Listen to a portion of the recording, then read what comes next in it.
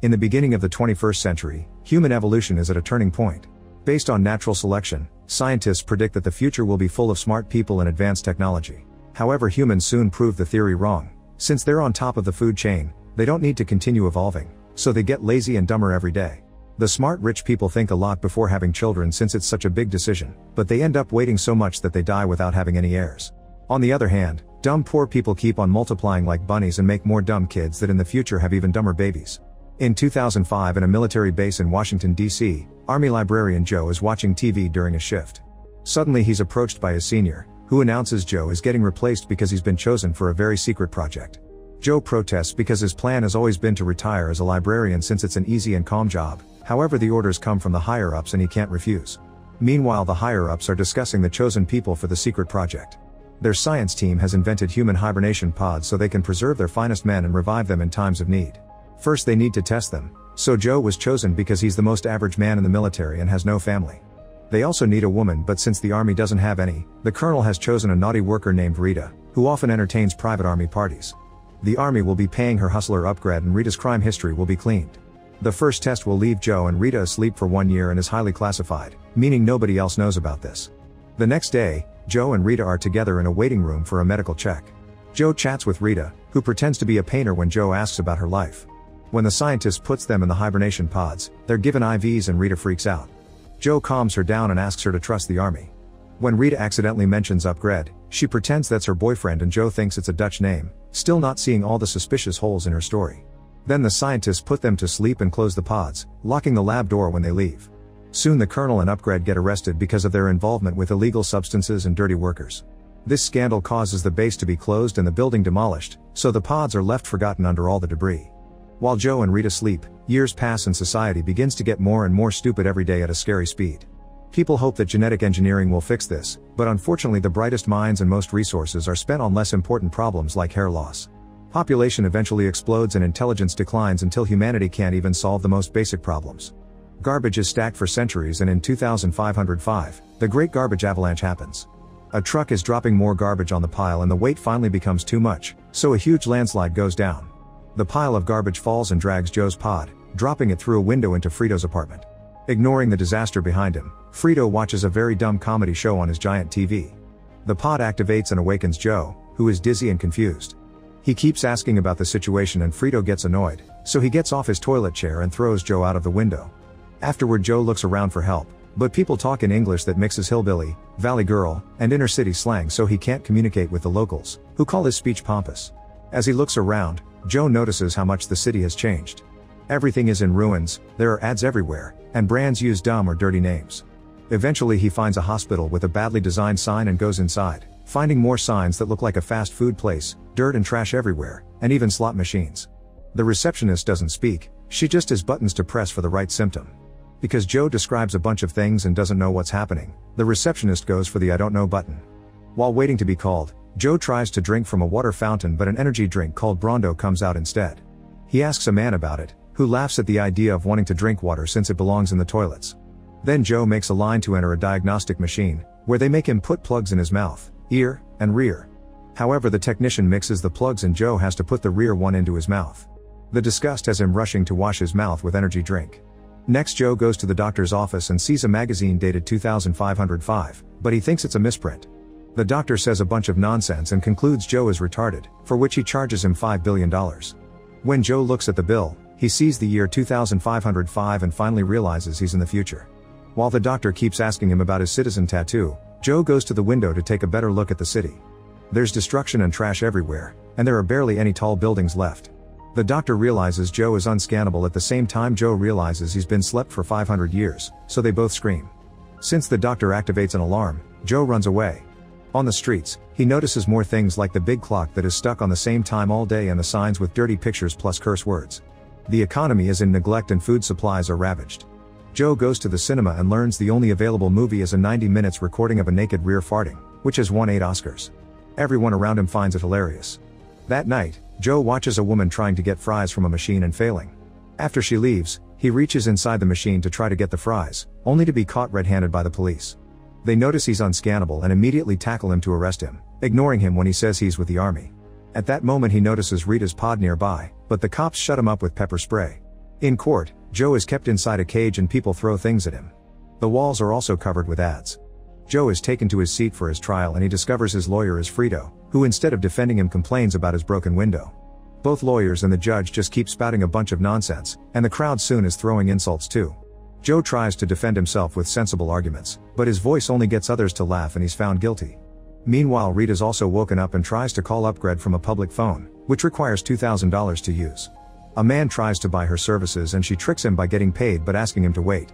When she looks at the bills, she's shocked by all the dumb words and the strange face on them. In the morning, Joe is taken to a machine so he can get his citizen ID tattoo. When the AI asks for his name, Joe tries explaining he's not sure what's happening, and the machine thinks not sure is his name. Joe tries correcting it but it's too late, he gets the tattoo and the ID shows a very bad picture with the wrong name. Next, Joe is taken to an amplitude test so they can choose the right jail job for him. The test is easier than first grade and it upsets Joe to see people having trouble with simple shapes. Afterward, Joe is taken to prison, where he sees too many people locked up in the same cell and guards throwing food at them as if they were pigs. Finally, understanding just how dumb everyone truly is, Joe tells a guard that they made a mistake and he's supposed to be leaving jail today, not getting in.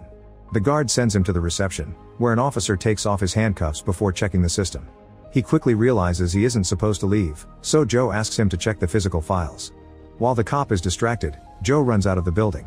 The automatic weapons by the door try shooting him, however they're in a bad state and destroy each other instead. By nighttime, Joe returns to Frito's apartment and asks if time machines have been invented.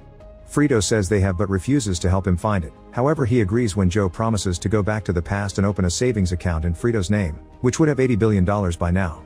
At that moment the cops start pounding on Frito's door, so Joe changes clothes and escapes with Frito through the window. The duo leaves in Frito's car and finds Rita wearing new clothes at a corner where she's still tricking the same guy for money. Joe drags her into the car by force and explains everything while they drive away, which gets Rita yelling in anger. Unfortunately, there are scanners at various spots on the streets and they detect Joe's tattoo, so now the cops have their location. To make matters worse, the car suddenly stops because the battery runs out. The trio gets out and hides right before the cops arrive to shoot the car down. A crowd gathers around the unnecessary explosions and even start a fight just for fun. After many hours of walking, the trio makes it to Costco, which now sells every product no matter the category. It offers school courses too, and Frito became a lawyer here. There are also multiple food chains that now are dirty clubs with pun names. The place is so big that they need to take a shuttle to reach the electronics section, and Rita goes to the bathroom while they wait. Frito begins making very inappropriate comments about her, and when Joe tries to stop him, his tattoo is scanned again and his face appears on all the screens. Frito gets on the shuttle to escape while the cops quickly surround Joe, arresting him and throwing more pepper spray on his eyes. Rita comes out of the bathroom and sees the cops, so she stays hidden. Moments later, Joe is taken to the White House and meets the president's team. He's shocked to hear that his IQ test shows he's the smartest guy in the world, so they want him to be Secretary of Interior. Joe tries to explain this makes no sense but is interrupted by the arrival of President Camacho, who grabs Joe's head thinking it should be bigger for a smart guy.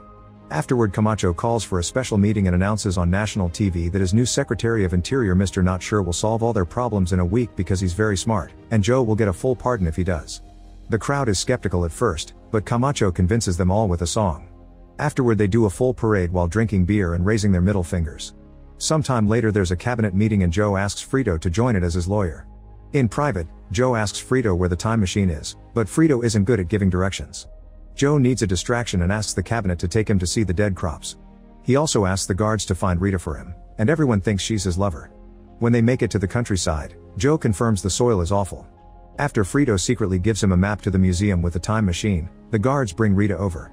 Joe pretends he needs some time alone with Rita and takes her behind the bushes so they can open the map, which is not useful at all. They have no choice but to return to the team, and when they approach the sprinklers, they're shocked to discover the crops have been watered with energy drink. It turns out that in 2330, Brondo got rid of water because they saw it as a threat, and now even the cows and babies are fed the energy drink. It takes Joe several hours to convince the team to change Brondo for water, and in the end he wins the argument by saying he can talk to plants so he knows what they want. They spend the whole day installing new water sprinklers with the support of Camacho. When night falls, they're given a room in the White House. Rita reveals she got a pardon thanks to Joe and offers him to share the bed for the night, but Joe refuses because he still thinks she's a painter dating her manager Upgrade. A few days later, someone throws a rock at the window and Joe sees an angry crowd outside. It turns out changing to water has dropped Brondo's stocks to zero and a large part of the population has lost their jobs, so now they're protesting. An emergency cabinet meeting is held with the Brondo CEO, who blames everything on Joe's plan. Soon he's taken to trial and Fox News makes an awful coverage of it as usual. Joe is found guilty and sentenced to a night of rehabilitation. At first Joe thinks that sounds fine, but rehabilitation happens to be a monster truck arena where prisoners are chased and killed if they don't run fast enough. Rita visits Joe in prison and notices they've chained him to a rock so he can't run away like last time. Joe asks her to find the time machine, return to the past, and tell everyone to stay in school. That night, even Camacho attends rehabilitation and the crowd beats up the guy singing the national anthem. Two huge trucks enter the arena showing dangerous weapons that look like a man's organ, but Joe only gets a flimsy car with a flaccid silicone member. The cops put Joe's rock on the back of the car, which breaks a good chunk of it.